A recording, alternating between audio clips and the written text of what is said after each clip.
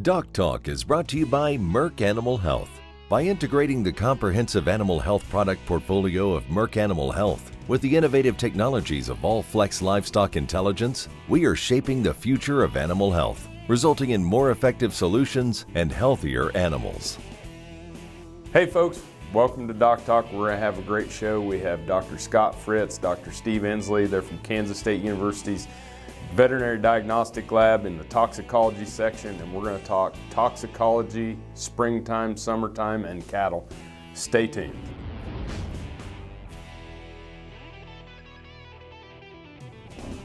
At Merck Animal Health, we wake up each day seeking new innovations to keep your herd healthy. This is why we're proud to now include All-Flex Livestock Intelligence in our portfolio of solutions. With All-Flex, we can provide the tools to identify, monitor, and trace each animal within a herd.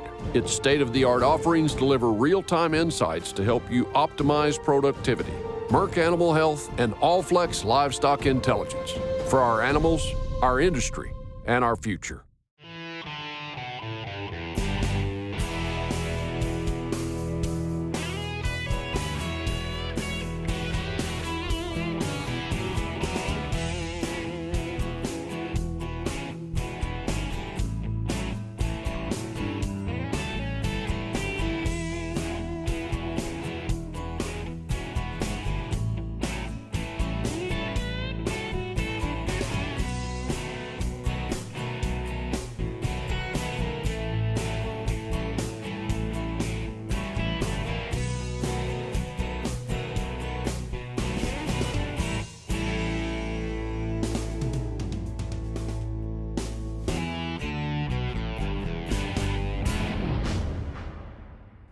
Hey folks, welcome to DocTalk. We have Dr. Scott Fritz, Dr. Steve Ensley.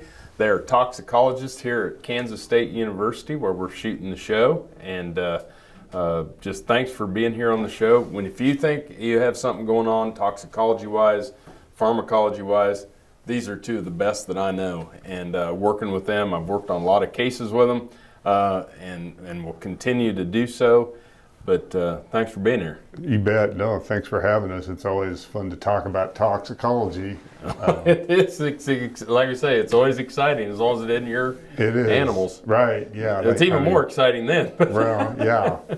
So, yeah, toxicology is not the biggest part of veterinary medicine, but so, we do a really good job of training everybody how to do bugs and drugs, and then the tox part, sometimes the best way you learn that is go out, have to be out in the field and get experience to be able to, relate to what some of the things that we see are.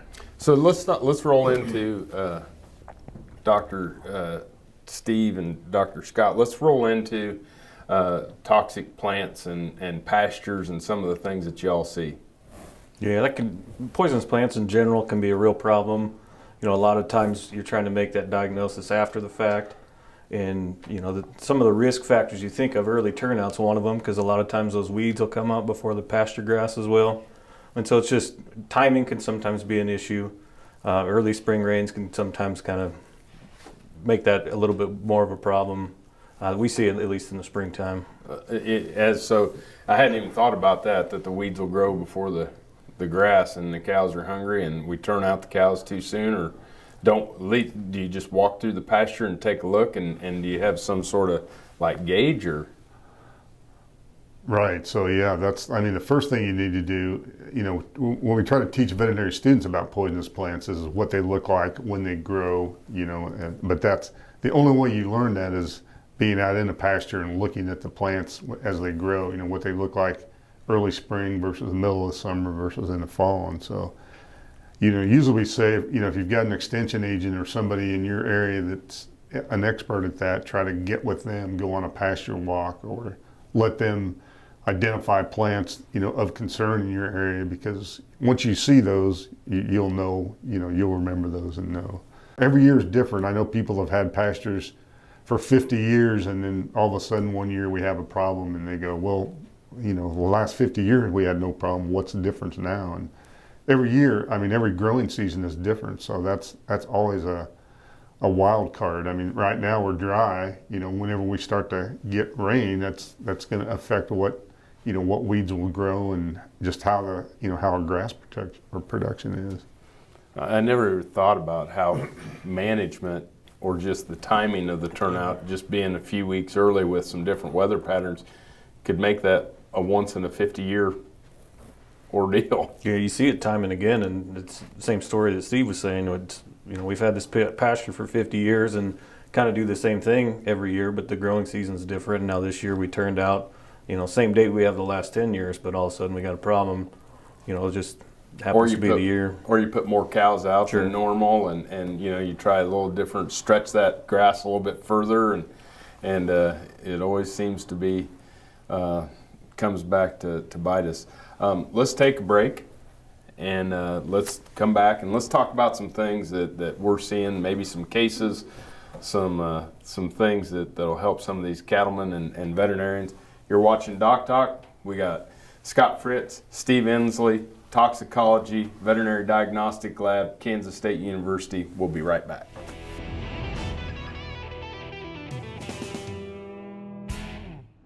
The Alertus on-farm pregnancy test for us has been unbelievable time saver because we can do it whenever we want. My favorite part about Alertus on-farm, we can get results fast. In 20 minutes, whether that cow goes to pasture A, B, or C. It's just very efficient. It's going to make you a lot of money. You're not going to have open cows standing there all winter looking at you, and you can do it on your time. Nasalgen 3 is a new 3-way intranasal BRD vaccine that offers young calves unrivaled protection against devastating respiratory diseases, including IBR, BRSV, and PI3. And it has a unique blue shadow, so there's no second guessing which animals have been vaccinated. To up your protection, choose new Nasalgen 3 PMH, the first and only 5-way intranasal vaccine on the market. Talk to your veterinarian and visit nasalgen.com to learn more. ValleyVet.com is your one-stop shop for your every animal need, from prescription meds, vaccines, equipment, and more for the ranch to the show ring. Shop ValleyVet.com for fast shipping and great prices. Valley Vet Supply. Hey folks, welcome back to DocTalk. Dr. Dan Thomson here with two friends and two colleagues, Dr. Scott Fritz, Dr. Steve Ensley. They're both here at Kansas State University in the Veterinary Diagnostic Lab in the toxicology section, and you are the toxicology section. We are. This is it right here. Well, we get to give we've got a lot of technicians that they actually do all the work. They tell us what they got, and so we get This is just the pretty face. Right, that's all we have to be, right. Pretty debatable. Yeah. So, talk to me about you've had some cases with larkspur. Yeah, so this year's dry again. We don't know what's going to happen, but last year we had a really wet early spring, and so we had weeds that grew that normally we don't see. Larkspur was one of those, and in southwest Kansas, south central Kansas, it was a big issue, and it was all, we started to get calls about it, and then tried to get the word out to have everybody look at that, but we had, substantial number of cases and dead animals from that as well. Yeah, and as you walk through something like that, how do you go about diagnosing and getting a diagnosis from this kind of case? Sure, they're a challenge diagnostically. In today's day and age, cell phones are invaluable. Everybody's got a camera in their pocket all the time, can always snap a picture if they notice something different from a normal year. And then we work with a couple different groups, and then we have an herbarium on campus that's invaluable with helping us ID some of these things if we're not familiar with them. And then there's a poison plant lab. USDA actually runs it. It's in Logan, Utah. And in their research lab, they're not necessarily a diagnostic lab, but they do a lot of poisonous plant research, and we'll communicate with them and work with them a lot. And they'll at least help us make a chemical diagnosis, so you can't really argue what they were exposed to at that point. And so they've been a valuable resource for us too. So when you say chemical, will you get tissue samples in from the animal and be able to identify these chemicals or these toxins that they consume? Yeah, it's tissue samples, usually rumen content's probably the best one, just the plant's going to be in there. And you can actually look at rumen content under a microscope and sometimes identify some of these plants. So we do that at K-State Diagnostic Lab, but sometimes we don't have the actual chemical assays, and so we'll send it to an outside lab to do some of the chemical analysis for us on either tissues or rumen content, and help us identify, the toxic compounds that we're looking for. You bet. So when we see these cases, as we mentioned in the first segment, something different happens. We aren't normally seeing this. How bad does it have to be before you get someone involved or? Well, yeah, normally, sometimes, retrospectively after they've lost 5 head, it becomes an emergency, and we go, well, it would have been, ideally, after the first animal dies, that's when we get involved, and that doesn't happen a lot of times. Everybody's, one animal dies, it's not too much of a problem. 2 animals die, they're getting a little more excited, and, when we have more than that, it turns into a real bad issue. Dad used to say as a veterinarian that it was easier to sell a vaccine for a few $1,000s than to sell a diagnosis for a few dollars. Right.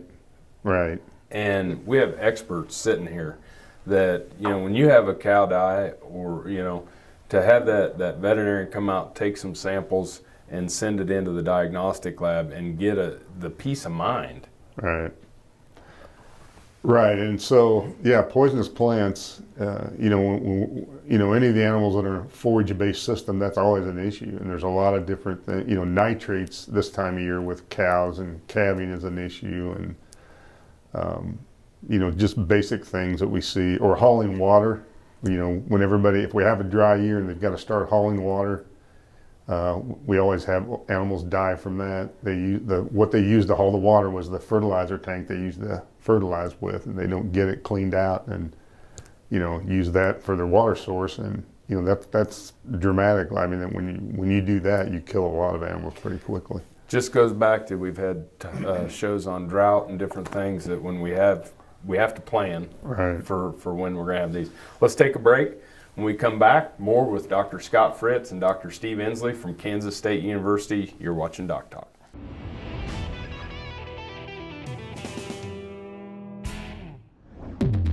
They're here, they're hungry, and they can't be stopped with ivermectin.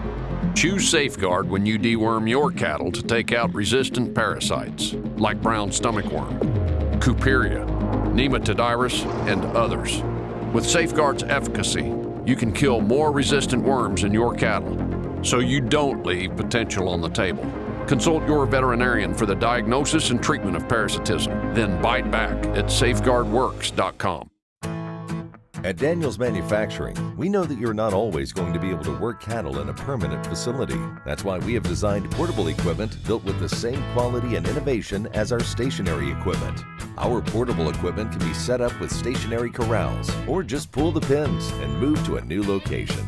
And setting up our portable double alleyways and our all-hydraulic portable chute is quick and easy. Keep yourself and your cattle safer with less stress working in the field with our portable equipment. For more information or to find your perfect portable solution, contact Daniels Manufacturing Company today. Time is money on the farm, and your cows are less productive when they're stressed. The Alertus on-farm test from IDEXX allows you to quickly test cowside and identify open or pregnant cows within minutes on your schedule in the parlor, barn, or chute. It's more efficient for your farm, very simple to use, and puts you in control. With minimal training and reliable, fast results, sample-based pregnancy testing is better for beef and dairy producers. Learn more at idexx.com/DocTalk. ValleyVet.com is your one-stop shop for your every animal need. From prescription meds, vaccines, equipment, and more for the ranch to the show ring. Shop ValleyVet.com for fast shipping and great prices. Valley Vet Supply. Hey folks, welcome back to DocTalk. I'm Dr. Dan Thomson. I'm here with Dr. Scott Fritz and Dr. Steve Ensley. They were at Kansas State University Diagnostic Lab in the toxicology section, and invaluable service. Just two of the experts that we have in bovine toxicology. And when we were talking about different things, and we had Mark Sparrow on, we're talking about minerals and mineral supplementation. There's a lot of papers out there now about adding rumensin for graze out, and it helps limit mineral intake, it increases gains, but it can cause some problems too. Yeah, so I mean, I'm all for ionophores. I think they're great if they're used, at the right dosage and at the appropriate manner. But there's the margin of error with those is not that great, and so we get involved in a lot of cases where an ionophore got fed, too high, and all you have to do is make a one-day mistake and miss feeding, and that's going to follow you until those animals, have died. So you can, in a feedlot, I mean, you can feed them, do everything right, for 200 days. But if you have one day where on a Friday where nobody was there and you've misfed those, that damage that you see there is going to be reflected in them, until they're done, until they're closed out. So, and I need to back up too, because it is a great tool. It's a tremendous tool that's used in the industry. We're just talking about toxicology today, and so we're talking about some of the things. But Dr. Scott, what are some of the signs or clinical signs of a toxicity to a monensin or to an ionophore? Yeah, and I don't want to just single one out either. Sure. Yeah, there's a lot of them. We use them in all different meat producing species, and we have issues. I'm all for them too. I use them in practice all the time. They're an invaluable tool, and they add a lot of money, at the end of the feeding period. But it's a challenge clinically because they'll almost look like a respiratory disease. Generally they'll go off feed for a day. They'll have diarrhea after that, and then as it targets the heart, and they basically go into congestive heart failure. So those animals might be isolated. They might be staying in neck stretched out, breathing hard. So a lot of times they get confused for respiratory disease and treated that way. Or, to post-mortem, they can look like respiratory disease too, and they just get chalked up that way. And if you don't go in, you actually have to look at the heart under a microscope, and if you don't do that, you can miss the diagnosis, and those can result in some massive death losses that we've seen. So what do you see in hearts? What are the changes from monensin? So that it's different species that'll target either skeletal or heart muscle, and in the heart, it basically kills the heart muscle, and it'll replace it with a scar essentially that can eventually become mineral, and then that if it's a hard mineralized tissue, it won't function like it's supposed to.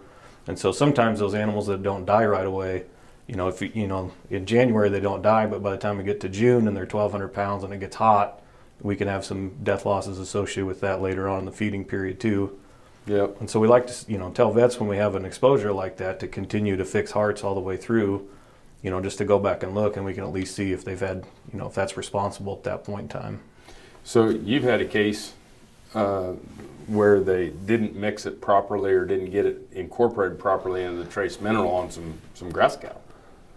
Yeah, so that was, we had trouble last grass season on exactly that. They were putting that trace mineral and then top dressing the monensin on top of that. And when you can't control intakes, that's when we get into trouble. Yeah. So, any tool, there's a thin line between a drug and a poison, right? Right. Some that does really well and we can come through hundreds of different examples. But if you're going out there on that summer mineral and you're going to use some of these products that are performance enhancing for the cattle, make sure you're using them appropriately. Get with a nutritionist, get with a veterinarian, and make sure they're being done at appropriate levels. We're going to take a break. When we come back, a little more toxicology here with the toxicology section at Kansas State University.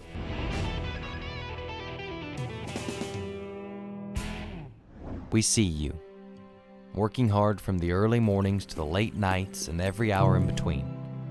We see you. We see the pursuit, the desire, the effort, the hope, the goal of being a champion. And we see that you need a partner to keep your animals healthy and happy. With our countless products and quick and reliable shipping, together, we can do just that. To the cowboys and cowgirls, to the dreamers, we see you. Dr. Nels here, folks. We're super excited about this book on hiring. Have you made a bad hire? Have you hired someone you wish you wouldn't have? Are you looking to hire? It's a great short read on helping you in the hiring process. You can find it on Amazon, Kindle, Audible, or find it at drnels.com. Check it out there. We'd love to see you there. Innovative low-stress cattle handling equipment is key to efficiency and safety. At Daniels Manufacturing Company, we design systems using the best materials. We work with top producers from all over the world who use Daniels products on their operations.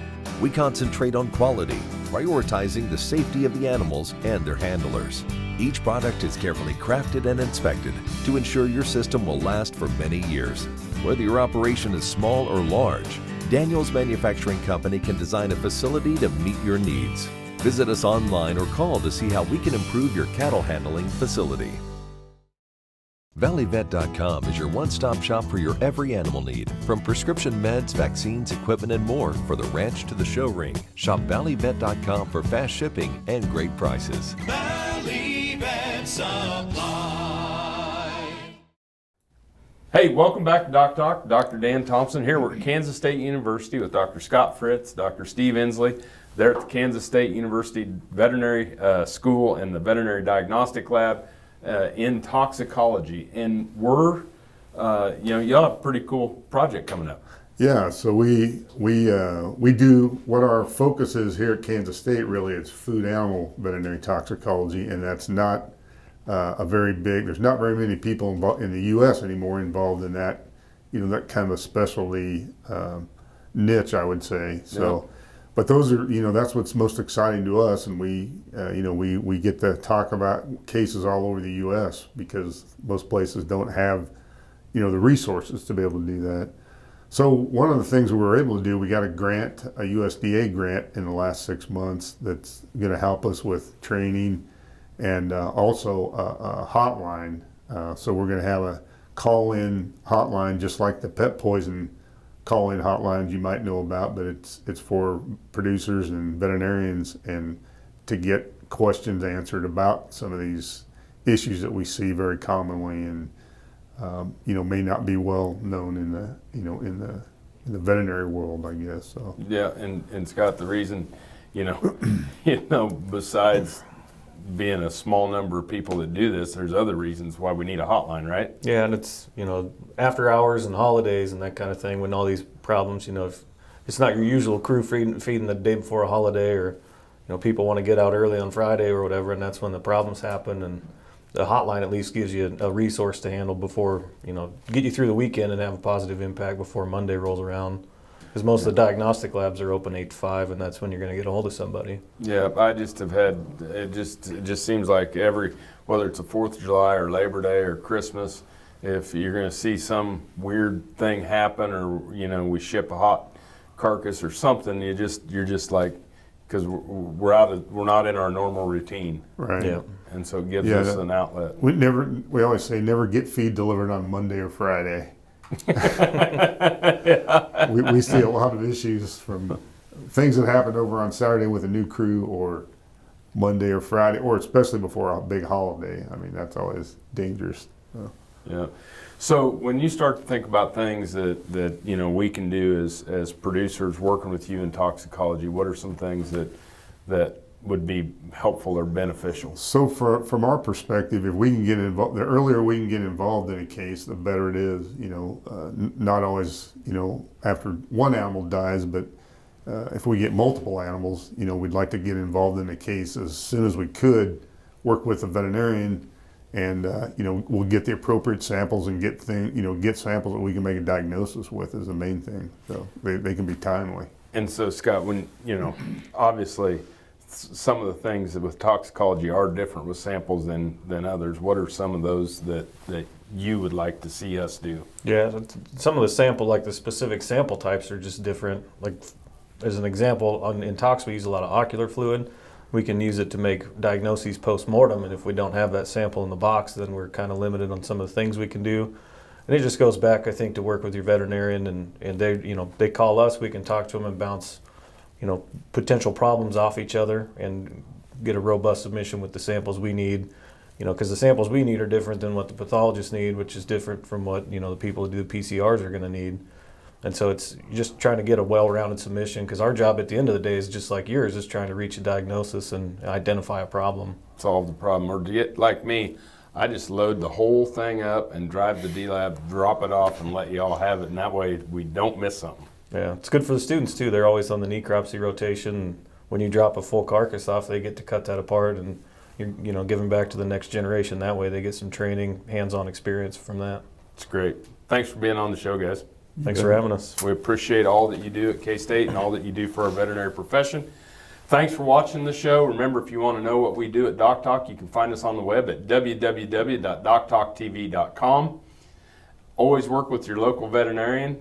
With Dr. Scott Fritz and Dr. Steve Ensley here at Kansas State University, I'm Dr. Dan Thomson, and we'll see you down the road. DocTalk is brought to you by Merck Animal Health. By integrating the comprehensive animal health product portfolio of Merck Animal Health with the innovative technologies of All-Flex Livestock Intelligence, we are shaping the future of animal health, resulting in more effective solutions and healthier animals. At Merck Animal Health, we wake up each day seeking new innovations to keep your herd healthy. This is why we're proud to now include All-Flex Livestock Intelligence in our portfolio of solutions. With All-Flex, we can provide the tools to identify, monitor, and trace each animal within a herd.